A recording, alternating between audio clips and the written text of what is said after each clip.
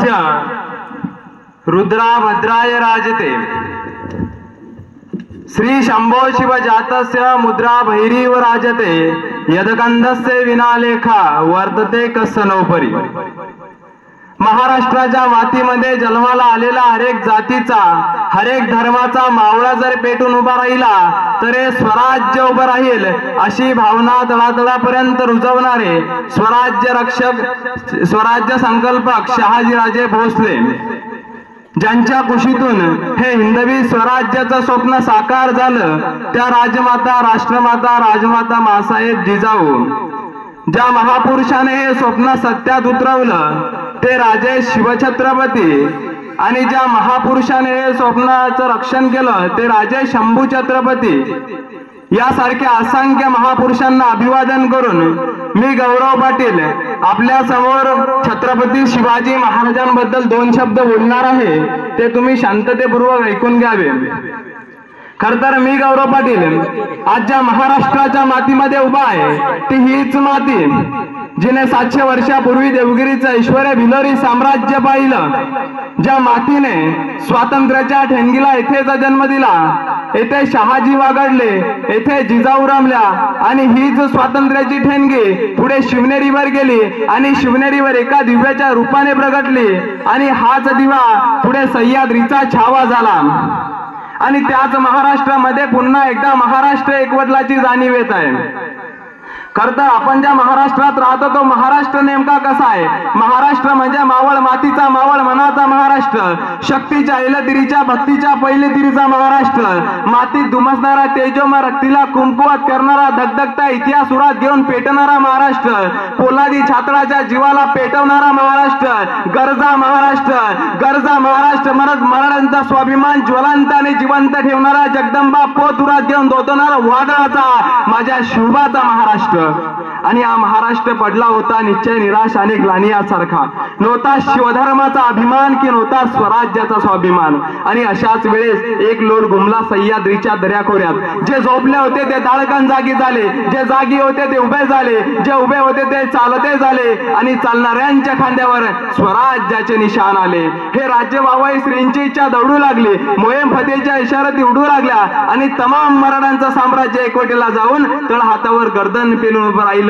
आणि तेथे रायगडावर 32 मनाचं सोनेरी सिंहासन साकार झालं। सगळा गुणमंडित अखंड लक्ष्मण राजकार्य धुरंधर राजाधिराज महाराज राजा शिवछत्रपती शिवाजी महाराज की राजा शिवछत्रपती शिवाजी महाराज की ही किलकारी रायगडाच्या कणाकणाला मराठ्यांच्या मनामनाला आणि काळाच्या क्षणाक्षणाला भेदून गेली। शुभा उभा करता झाला आणि कामकऱ्यांचं कष्टकऱ्यांचं शेतकऱ्यांचं राज्य उभं राहिलं। खर तर संघर्ष हा प्रत्येकाच्या वाटेला येत असतो। 14 वर्षाचा वनवास भोगल्यानंतर रामप्रभू श्रीराम झाले आणि राजपुत्र म्हणून जन्माला येऊन सुद्धा सर्वसामान्य गोपिकांमध्ये राहणारे कृष्ण हे भगवान श्रीकृष्ण झाले। म्हणजे ज्यांच्या वाटेला संघर्ष येतो त्यांच्याच वाटेला भगवान पद प्राप्त होतं। आणि असाच एक संघर्षवीर ज्याचं 50 वर्षाचं आयुष्य फक्त आणि फक्त संघर्षाने भरलेलं होतं ते म्हणजे छत्रपती शिवाजी महाराज, मासाहेब जिजाऊंचा पुत्र, या सह्याद्रीचा पुत्र, तुमचा आमचा इथल्या प्रत्येक मराठी मायमाऊलीचा पुत्र। खर तर 50 वर्षाचं आयुष्य छत्रपती शिवाजी महाराजांच्या वाटेला आलं आणि 32 वर्षाचं आयुष्य छत्रपती संभाजी महाराजांच्या वाटेला आलं। पण जोपर्यंत चंद्र सूर्य राहतील तोपर्यंत छत्रपती शिवाजी महाराज आणि छत्रपती संभाजी महाराज हे तुमच्या आमच्या काळजात जिवंतच राहतील, ही सगळ्यात मोठी वस्तुस्थिती आहे। खरं तर संभाजी महाराज कुणाला म्हणायचं? सईबाईंच्या पोटी जन्माला आलेला निरागस बाळ म्हणजे संभाजी महाराज, इंग्रज रस प्रेत यासारख्या अत्याचाराचा गर्दन काळ म्हणजे संभाजी महाराज, एकीकडे संयमाचा घाट म्हणजे संभाजी महाराज, सडसडत्या रक्ताची लाट म्हणजे संभाजी महाराज, आम्हा मराठ्यांना आलेली हिंदुत्वाची जाग म्हणजे संभाजी महाराज, महाराष्ट्रातील माणुसकी मोजण्याचं माप म्हणजे संभाजी महाराज, महाराष्ट्रातील माणुसकी मोजण्याचं माप म्हणजे संभाजी महाराज, तुमचा माझा आणि अखंड हिंदुस्थानाचा बाप म्हणजे संभाजी महाराज, तुमचा माझा आणि अखंड हिंदुस्थानाचा बाप म्हणजे संभाजी महाराज। खर तर छत्रपती संभाजी महाराजांना तब्बल 16 भाषेचं ज्ञान मासाहेब जिजाऊंनी दिलं। छत्रपती संभाजी महाराजांना तब्बल 16 भाषेचं ज्ञान मासाहेब जिजाऊंनी दिलं. मग मला प्रश्न पडतो की आपल्या मुलांना किती भाषा येतात?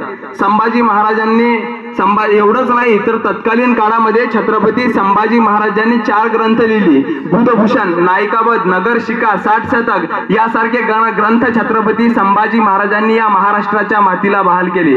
एवढंच नाही तर या राजांसारखं तलवारबाजी कोणी करत नव्हता, या राजांसारखं ढालबाजी कोणी करत नव्हता, या राजांसारखं भालाफेक कोणी करत नव्हता. तत्कालीन काळामध्ये घोड्याला सर्वात जास्त वेगवानपणे पडवणारा आणि पडत्या घोड्याला डोळ्याची पापणी लपवण्याच्या अगोदर एका पायावरती पलटवणारा जगाच्या पाठीवर एक आणि एकमेव राजा होऊन गेला छत्रपती संभाजी महाराज. खरं तर येथे उभे असलेल्या सर्व पालकांना मला सांगायचं आहे की दादांनो, तुमच्यापेक्षा जास्त तुमच्या मुलांना मोबाईल अपडेट करता येतो. बरोबर आहे ना? हो. का? कारण आताची लेकरं हुशार आहे. आताच्या लेकरांची डोके लगेच ऑब्झर्व करतात. म्हणून मला सांगायचं आहे की दादांनो, तुमच्या मुलांना लवकरच मोबाईलच्या ऐवजी शिवचरित्र द्या. कारण जोपर्यंत तुम्ही यांच्या हातामध्ये शिवचरित्र देत नाही ना, तोपर्यंत यांना इतिहासाची जाणीव करणार नाही. आणि ज्या व्यक्तीला इतिहासाची जाणीव घडली ना, तो इतिहास घडवल्याशिवाय राहणार नाही. तो इतिहास घडवल्याशिवाय राहणार नाही. खर तर छत्रपती शिवाजी महाराज हा डोक्यावर घेऊन मिरवण्याचा विषय नाही आहे. छत्रपती शिवाजी महाराज हा आचरणात आणण्याचा विषय आहे. आणि ज्या दिवशी शिवराय आचरणात येतील ना, त्या दिवशी शामरूप पिढी जन्माला येणार नाही, तर बाळगोळ पिढी जन्माला येईल. आज आमच्या पोरांना विचारलं जातं की हे राज्य व्हावं ही तर स्त्रींची इच्छा. मग स्त्री म्हणजे कोण? स्त्री म्हणजे आपली आई. आपल्या आईच्या स्वप्न पूर्ण करण्यासाठी एक 12 वर्षाचं पोरगं रायरेश्वराच्या मंदिरामध्ये जातं आणि रायरेश्वराच्या साक्षीने हिंदवी स्वराज्याची शपथ घेतं आणि वयाच्या 16व्या वर्षी तोलरा किल्ला जिंकून स्वराज्याचं तोरण बांधतो. ते म्हणजे छत्रपती शिवाजी महाराज. आणि संभाजी महाराजांचं एक वाक्य होतं की आबासाहेबांचे संकल्पित तेच आमास करणे अगस्त. मग आबासाहेब म्हणजे कोण? आबासाहेब म्हणजे छत्रपती शिवराय. म्हणजे माझ्या वडिलांनी जो मला संकल्प दिलाय तोच मला करणे भाग आहे. मग मला प्रश्न पडतो की आजच्या मुलांचा आदर्श कोण आहे? जसं छत्रपती संभाजी महाराजांचा आदर्श त्यांचे वडील छत्रपती शिवराय होते, तसा मला प्रश्न पडतो की आजच्या मुलांचा आदर्श कोण आहे? दादांनो, आज जर एखाद्या मुलाला इथे विचारलं की बाबा तुझा आदर्श कोण आहे, तर एखादा पोरगा उठेल आणि म्हणेल सलमान खान माझा आदर्श आहे. दादांनो, एखाद्या पोरगाला जर विचारलं की तुझा आदर्श कोण आहे, तर दुसरा पोरगा उठेल आणि म्हणेल शाहरुख खान माझा आदर्श आहे. मला सर्वप्रथम सांगा, इथे शेतकऱ्यांची मुलं किती आहे? म्हणजे अख्खं गाव शेतकऱ्यांचं आहे मला जोपर्यंत माहिती आहे तोपर्यंत. म्हणून मला सांगायचं आहे की 2 तास जिम मध्ये घाम काढणारा शाहरुख खान तुमचा आदर्श जरूर असला पाहिजे. 2 तास जिम मध्ये घाम काढणारा शाहरुख खान तुमचा आदर्श जरूर असला पाहिजे. काचेच्या फ्रेम समोर उभा राहून फोटो काढणारा सलमान खान तुमचा आदर्श जरूर असला पाहिजे. पण एक गोष्ट माझी कायम लक्षात ठेवा, जो सकाळी 7 वाजेपासून ते संध्याकाळी 7 वाजेपर्यंत, सूर्य उगवल्यापासून तो सूर्य मावळेपर्यंत जो 2 बैलाच्या पाठीमागे आपला नागर धरणारा आपला बापच आपला पहिला आदर्श असला पाहिजे. ही सगळ्यात मोठी गोष्ट आहे. अहो बघा ना, शिवरायांचं वाक्य होतं की मावड्यांनो तुमच्यासाठी काही पण, आणि मावड्यांचं वाक्य होतं राज तुमच्यासाठी काही पण. पण आज आमच्या मुलांची परिस्थिती आली का तुम्ही ना? खर तर आज जिने 9 महिने 9 दिवस पोटामध्ये सांभाळले तिचं काही नाही, आणि 4 दिवसात एखादी मुलगी आयुष्यात आली की तिला लगेच म्हणायचं तुझ्यासाठी काही पण. खर तर परवा मी एक पेपर वाचला, त्या पेपर मध्ये सुंदर अशी कविता होती. त्या कवितेचा टायटल होता तुझ्यासाठी काही पण. अरे बाप काढला घराबाहेर, घरात रडते माय पण, आणि बायकोला मात्र रोज म्हणतो तुझ्यासाठी काही पण. अरे तू लहानपणी माय तुला शेतात न्यायची, तुला ऊन लागू नये म्हणून स्वतःच्या पदराची सावली धरून राहायची. तुला भूक लागल्यावर तू जोरजोरात रडायचास, आणि मायचं दूध संपलं नसले का तर तिचं रक्त सुद्धा ओढायचास. रक्त पिऊन पोचला असले का त्या रक्ताचं ते ठेव मान, पवित्र अशा मातेचा करू नको अपमान. आता फक्त एक कर, दारातल्या माईला घरात तेवढा आण, किती दिवस जगणार आले का हे झाडावरचं पिकलेलं पान.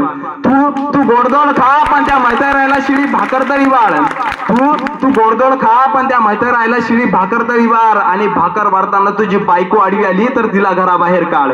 अरे अरे बायको जाणारच नाही हे मी तुला बॉन्डवर लिहून देतो. अरे बायको जाणारच नाही हे मी तुला बॉन्डवर लिहून देतो आणि यदा कदाचित गेलीच तर मला येऊन भेट, मी तुला दुसरी करून देतो. अरे अरे तुला वाघ बनवल्या माईनं, आता तिला चुरून आता बालपण. खरा मर्द असशील तर माय आणि बापाचं दर्शन घेऊन मान. माय बाप हो तुमच्यासाठी काही पण, माय बाप हो तुमच्यासाठी काही पण. दादांनो, आपल्या आयुष्यात आपण एकदा तरी महाराजांचे गडकिल्ले बघितले पाहिजे. कारण गडकिल्ले म्हणजे दगड नाही, गडकिल्ले म्हणजे महाराज आहे. 350 वर्षापूर्वी याच गडकिल्ल्यांनी आपल्या मायबावलींची कुंकू वाचवले. आज बाहेरच्या राज्यातील गडकिल्ले सुरक्षित आहे आणि आपल्या राज्यातील गडकिल्ले पडले. याचं कारण एकच आहे, कारण बाहेरच्या राज्यातील गडकिल्ल्यांमधून दिवसा दारूचे पाठ वाहिले आणि आपल्या गडकिल्ल्यांमधून रक्ताचे पाठ वाहिले. म्हणून एक गोष्ट मला तुम्हाला सांगावीशी वाटते. आज आमच्या पिढीची अवस्था अशी झाली आहे की 2 मित्र रस्त्याने जात असतात. एका मित्राची आई समोरून येत असते आणि दुसरा मित्र त्याच्या आईला म्हणतो, काय काकू कशी आहे, तब्येत बरी आहे का? आणि घरी गेल्यावरती स्वतःची आई खोकलून मरते, तिला कधी औषध आणून देत नाही. एवढी दलिंदर पिढी या महाराष्ट्राच्या मातीमध्ये जन्माला येत आहे. दादांनो, तेच पोरगं समोर बस स्टँडवरती जातं. बस स्टँडवरती कोणाच्या तरी बस येत असते. त्या बसमधून कोणती तरी 2-3 मुली खाली उतरत असतात आणि याला वाटतं की आपण त्यांना बघून काहीतरी स्टाईल मारली पाहिजे. हा गाडीवर समोरून एक गाय जात असते, हा गाडीवरनं त्या गायीच्या पाया पडतो आणि घरी गेल्यावरती बाप म्हणतो, जा जरा दावणीत गायीला चाराविरा टाक. तर तेच पोरगा म्हणतो, हे आपण असले धंदे करतो काय? म्हणजे आपण काय करतोय, दुसऱ्याच्या माईला इज्जत देतोय आणि रस्त्यावरच्या गायीला नमस्कार करतोय. ज्या दिवशी या महाराष्ट्रातली पोरं स्वतःची माय आणि गोठ्यातली गाय या 2 गोष्टींना इज्जत देतील ना, त्यावेळी हा महाराष्ट्र खऱ्या अर्थाने प्रजासत्ताक झालेला असेल. त्यावेळी हा महाराष्ट्र. खर तर छत्रपती शिवाजी महाराजांच्या मंत्र्यांना आणि काही राजकीय लोकांना त्यावेळी एक गोष्ट आवडली नाही. छत्रपती संभाजीराजे दुसरे छत्रपती झाले किंवा युवराज झाले हे गोष्ट कळली तेव्हापासून छत्रपती संभाजी महाराजांवरती 3 वेळा विषप्रयोग झाला. पण जोपर्यंत स्वराज्याची जननी मासाहेब जिजाऊ जिवंत होत्या तोपर्यंत वाकडे नजरेने सुद्धा कोणी संभाजी महाराजांकडे पाहिलं नाही. पण जशी स्वराज्याची जननी मासाहेब जिजाऊ गेल्या तसंच छत्रपती संभाजी महाराजांवरती 3 वेळा विषप्रयोग झाला. तरी हा राजा डगमगला नाही, हा राजा घाबरला नाही. त्याच ताकदीनं उभा राहिला आणि स्वराज्य संकल्पनेचं स्वप्न या मातीमध्ये उभा करण्याचा प्रयत्न करू लागला. दादांना प्रत्येकाला काही ना काही आदर्श आहे, बरोबर आहे ना? हो. छत्रपती शिवाजी महाराजांचं वाक्य होतं की हे राज्य व्हावं ही तर कोणाची इच्छा? दादांना कोणाची इच्छा? मला सांगा. 4 वर्षा पहिले एक मराठी चित्रपट आला होता. त्या चित्रपटाचं नाव काय रे? त्यात अर्ची आणि परशा होता. सैराट, बरोबर. अर्ची कुठल्या गाडीवर फिरत होती रे? बुलेट, बरोबर. परशाला कोणी मारले होते रे? प्रिन्सने, बरोबर. मग मला सांगा, मासाहेब जिजाऊंच्या आईचे नाव काय रे? शांत. हे या मातीचं सगळ्यात मोठं दुर्दैव. आम्ही आमच्या मुलांमध्ये काय काय पेरलं हेच आम्हाला माहिती नाही. मला सांगा, गहू पेरून कधी ज्वारी उगवताना बघितली आहे का? झुंजळ पेरून कधी मका उगवताना बघितला आहे का? जे पेरणार तेच उगवणार. म्हणून आपल्या मुलामध्ये काय पेरावं हे पहिल्यांदा आपल्या लक्षात आलं पाहिजे. आज आमची पोरं जरा काही झाली की आत्महत्या करतात. 10वीचा पेपर अवघड गेला, कर आत्महत्या. 12वीचा पेपर अवघड गेला, कर आत्महत्या. अरे आपण कोणाच्या मातीमध्ये जन्माला आलो आहोत? अरे संकटाशी छाताळावरती झेलता आली पाहिजे, तो करा शिवरायांचा शिवभक्त. खर तर छत्रपती शिवाजी महाराजांनी काय शिकवलं या महाराष्ट्राच्या मातीला? काय शिकवलं आपल्या मावळ्यांना? छत्रपती शिवाजी महाराजांनी आपल्या मावळ्यांना एक गोष्ट शिकवली, ती म्हणजे स्वराज्यासाठी अर्पण केलेली प्रत्येक मावळ्यांची निष्ठा. म्हणून औरंगजेब मारला, शाहिस्ता खान मारला, अफजल खान मारला. यांना मारल्यानंतर यांचं एक एक सैनिक पळून जात होतं. पण छत्रपती शिवाजी महाराजांचा एकही मावळा हटला नाही. का? कारण छत्रपती शिवाजी महाराजांनी यांच्या मनामध्ये निष्ठा पेरली होती. अरे राजे सहज चालत जायचे, एखाद्याच्या खांद्यावरती हात ठेवायचे, ज्याच्या खांद्यावरती महाराजांचा हात आणि ज्याच्या कानामध्ये महाराजांचे बोल, तो माणूस मेला तरी छत्रपती शिवाजी महाराजांचाच होत होता. खर तर 350 वर्ष होऊन गेले छत्रपती शिवाजी महाराजांना जाऊन, छत्रपती संभाजी महाराजांना जाऊन. पण आजही त्यांचं नाव ऐकल्यावर आमच्या अंगातलं रक्त सळसळतं, अंगावर रोमांच उभा राहतो. छत्रपती शिवाजी महाराज के हे किलकारी ऐकल्यावरती बरं वाटतं. पण आजही काही राजकारणातली लोक समोर येतात. खर तर मी पहिल्यांदा सांगतो, मी कुठल्याही राजकीय पक्षाचा वक्ता नाही, मी कुठल्याही राजकीय पक्षाचा माणूस नाही. माझा पक्ष एकच आहे, ते म्हणजे हिंदवी स्वराज्य, आणि माझा मालक एकच आहे, ते म्हणजे छत्रपती शिवराय. पण आजही काही राजकारणातली लोक समोर येतात आणि म्हणतात की छत्रपती शिवाजी महाराज हे जुने आदर्श होऊन गेले.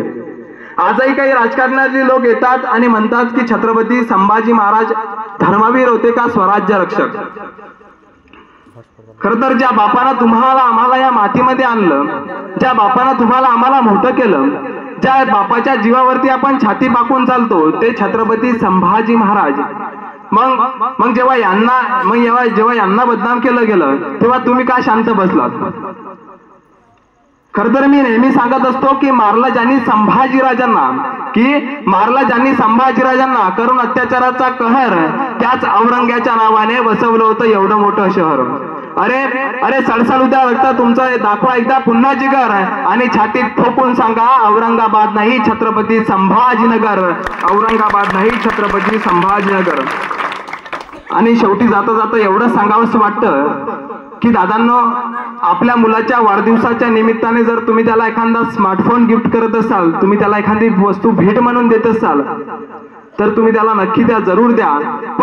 पण त्याचसोबत त्याला एक शिवचरित्राचं पुस्तक भेट म्हणून द्या आणि त्यांना सांगा की बाबा रे, हे वाच, हे शिवचरित्र आहे. तू जन्माला आल्यावरती घेतलेला पहिला श्वास आणि तू जाताना सोडलेला शेवटचा श्वास हे छत्रपती शिवाजी महाराजांचं देणं आहे. एवढा संस्कार फक्त आपल्या पोरांमध्ये पेरा. नक्कीच या महाराष्ट्राच्या मातीमध्ये छत्रपती शिवाजी महाराज आणि छत्रपती संभाजी महाराज यांच्या विचारांची पोरं या महाराष्ट्राच्या मातीमध्ये जन्माला येतील. एवढेच बोलतो आणि थांबतो. आणि पुन्हा एकदा या भगव्या वादळाकडनं आपल्या सर्वांना शिवजयंतीच्या भगव्या व शिवमय शुभेच्छा देतो. जय जिजाऊ, जय शिवराय, जय शंभूराजे. धन्यवाद. छत्रपती शिवाजी महाराज की. या ठिकाणी